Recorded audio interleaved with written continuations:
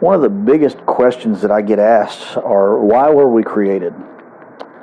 And it's like, if you don't understand why you were created, then when you go to read the Bible, your Bible is going to what you read is going to be interpreted according to why you think you were created.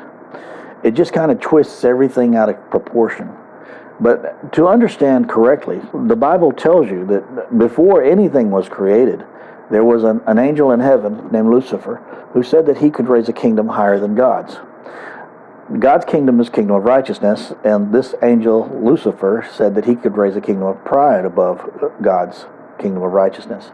And so, being a righteous God, God decided to create a new heaven and a new earth to test this theory, to see if indeed this kingdom could rise up above God's kingdom. But to get this trial done correctly, he had to create a new creature, and that creature is mankind. And that's you and me.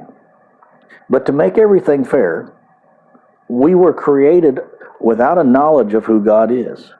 We were given the whole creation to show us not just who God is, but to who we are. Everything is given to us. It's up for us to make that decision as to which way we're going to choose. Are we going to choose Lucifer's kingdom of pride? Or are we going to choose kingdom of righteousness? Now, Lucifer's kingdom of pride is rooted in the tree of the knowledge of good and evil. Remember the two trees in the Garden of Eden, the tree of the knowledge of good and evil, or the tree of life. Now, each one of these trees are basic forms of judgments that we hold within us. And so as we live our lives and we think and we believe and we interact with one another, do we judge according to the knowledge of good and evil, or do we judge according to righteousness? Now, I think it's pretty plain to see that most of us, if not all of us, we judge according to good and evil. In other words, either this is good or this is evil. It's one of the two. We live in a society where there's a scale to where if too much evil comes, then we need to counter it with good, and it balances. Okay, so we live in that type of a world. Now, is that a horrible thing? It's like I'm not even gonna enter that, because you can look at the news and see the life around you and see what that kind of judgment turns about. Righteousness means that we have to mature. We have to grow up. And if we live our lives basically picking out what is good and then spitting out what is evil, we end up not maturing at all. We become, I don't even know a good and proper way of saying this, but pretty much worthless. To where we would sit at home and we won't earn a living. We won't go out and do what we need to do. We won't develop into the people that God created us to be. And so we have to understand what righteousness is. And to understand what righteousness is, Jesus came down and lived among us, and he walked a life of righteousness, and he taught what righteousness is. Now, this is very important that you grasp this, because if you don't understand the difference between righteousness and what I call leftiousness under Satan's rule, the kingdom of pride, if you don't understand the difference between judging on good and evil, the scales over here, or judging righteousness, growing upwards, in other words, maturing into who you're supposed to be, then there's a big problem, because you're not really understanding why you were created. Now, if you understand what righteousness is, you want to move on further, and to be able to mature into who you are, who you were created to be.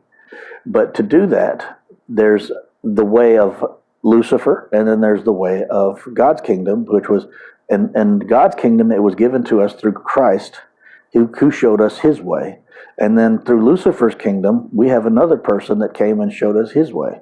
And so as we learn these two different ways, we see that they are both ways that lead to the top of the kingdom, but they end up, they're totally different in the way that they cost people their lives, their happiness, their joy. And so we're going to go into that more later on. But in the end, these two kingdoms are going to be judged. And when those kingdoms are judged, you are going to stand as a witness, and you're going to testify as to what living in a kingdom of the scales over here, good and evil, what that's like versus a kingdom of righteousness. Okay, so we're going to go into that further as this ministry proceeds and as these videos go on. But as for right now, I think that just kind of gives you just a basic idea as to why we were created. This is a trial of kingdoms. It's not a trial of you. You're not going to die and go to heaven and they're going to start rolling videotape of you and all the bad things that you did. Whenever you stand up, you're going to be standing up as a witness in a trial of kingdoms as to which kingdom is higher. And that testimony is going to be determined by how you live your life today. Are you going to grow up and mature, or are you going to sit and take the path of least resistance? Jesus says, many will say unto me in that day, Lord, Lord, did we not do this and that in your name? And he will say, depart, for I never knew you. And this is why. We think that if we do the good thing that we are serving the Lord when we are actually just serving ourselves. That is not a way of living, and that is not a way to achieve the fullness of who you were created to be. I thank you for listening to the video. We're going to go into more detail. There's a whole lot more videos coming. Thank you for listening. Please click like or dislike, whatever you want to do. That's up to you. But please share these videos. Thank you so much. Bye-bye.